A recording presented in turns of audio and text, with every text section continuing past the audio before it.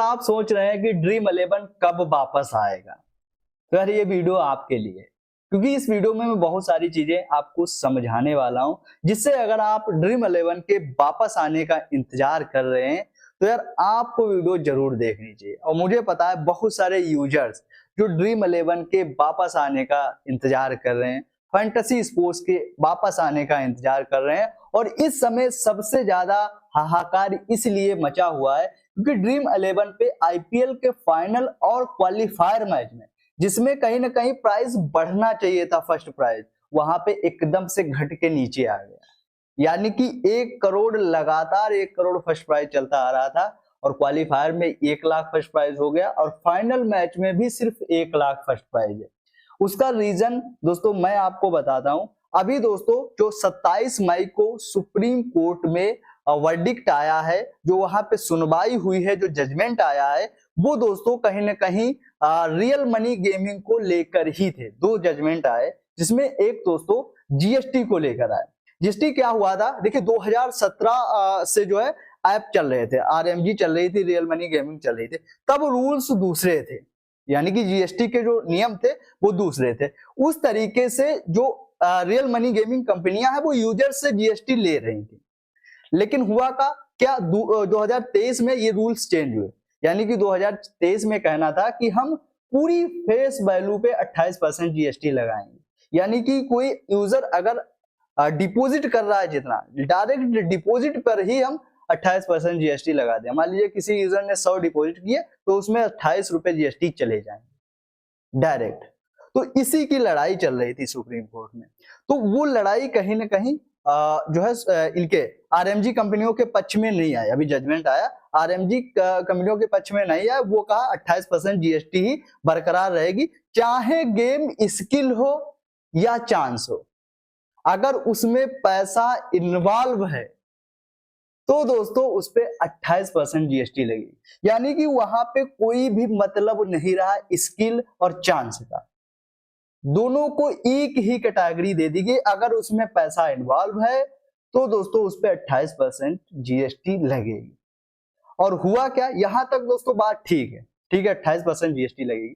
लेकिन जो नया रूल, जीएसटी का नया रूल 2023 में आया, लेकिन अब मांग ये है कि 2027 से जीएसटी वसूली जो होगी वो नए नियम के हिसाब से होगी। अब यार 2017 से 2023 तक जो ऐप, जो आरएमजी कंपनियां यूजर से जीएसटी ले ही नहीं रही थी, मतलब वो दूसरे रूल से रह रही थी, फेस वैल्यू पे ले ही नहीं रही थी, अब वो 2017 से यहाँ तक की जीएसटी कैसे दे पाएंगी। तो लगभग 2.5 लाख करोड़ जीएसटी जो है आरएमजी कंपनियों पे निकल रही है। इतनी, और कहीं ना कहीं हो सकता है इतनी कमाई भी नहीं की हो सारी आरएमजी कंपनियों ने, तो इतनी जीएसटी कहां से दे पाएंगे। बस एक जजमेंट से ड्रीम 11 पे जो फर्स्ट प्राइज था वो 1 करोड़ से 1 लाख आ गया।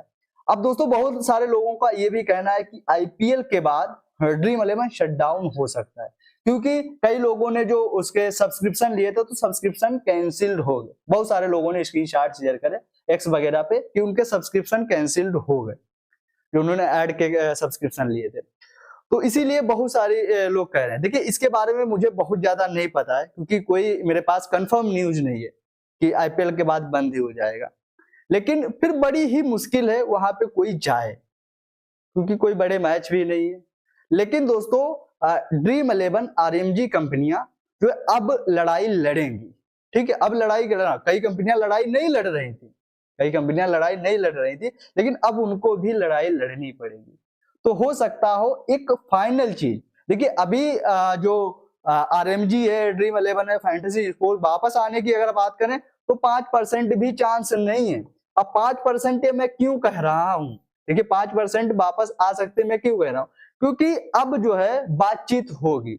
अभी तक बातचीत नहीं हो रही थी, अब बातचीत होगी, क्योंकि अब जो है ये जो जीएसटी की मांग है, अब बातचीत होगी। अगर कुछ हो सकता है तो हो सकता हो वापस आ जाए, लेकिन पहले के जैसे बड़ा ही मुश्किल है वापस आए। देखिए सुप्रीम कोर्ट जो प्रोगा चल रहा है, जो प्रोगा का केस चल रहा है, उससे आप बहुत ज्यादा उम्मीद ना करें, उससे मुझे भी बहुत ज्यादा उम्मीद नहीं। उसका फैसला भी फैंटेसी कंपनियों के पक्ष में नहीं जाएगा, मुझे लग रहा है, ये मेरा ओपिनियन है।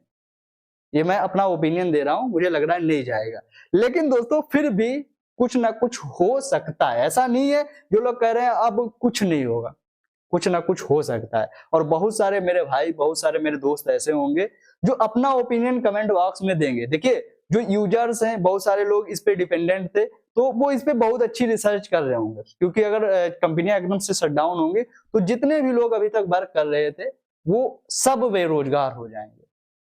ठीक है, तो आप लोग भी हो सकता हो कहीं ना कहीं इसमें इससे जुड़े हुए हो, आरएमजी से जुड़े हुए हो, तो आप भी इस पे अच्छी खासी रिसर्च कर रहे होंगे। मैंने भी बहुत अच्छी रिसर्च करी, तो आप एक अपना ओपिनियन कमेंट बॉक्स में जरूर देना, आपको क्या लगता है। मैं भी उसको देखूंगा, पढ़ूंगा, नेक्स्ट वीडियो में उसको शेयर भी करूंगा कि ये भाई ये कह रहा था, ये भाई इसने यहाँ पे रिसर्च करी, तो कमेंट बॉक्स में जरूर बताना। बाकी मैं कोशिश करता हूँ जो जितना मुझे पता है, जितना मैं रिसर्च कर पाता हूँ वही चीज मैं बोलता हूँ, उससे अलग कुछ भी नहीं बोलता हूँ। और मैं सिर्फ एक्स वाली चीजें कोशिश करता हूँ, बताता हूँ। वैसे भी कोई भी न्यूज हो वो 100% सही नहीं होती, लेकिन दोस्तों मैं कोशिश करता हूँ जिससे वेरीफाई कर पाता हूँ वही आपको बताता हूँ। तो मुझे लग रहा है 5% चांस है, हो सकता हो कुछ हो जाए, और वो भी दोस्तों आगे आने वाले 3, 4, 5, 6 महीने में। इससे पहले तो कुछ नहीं होगा।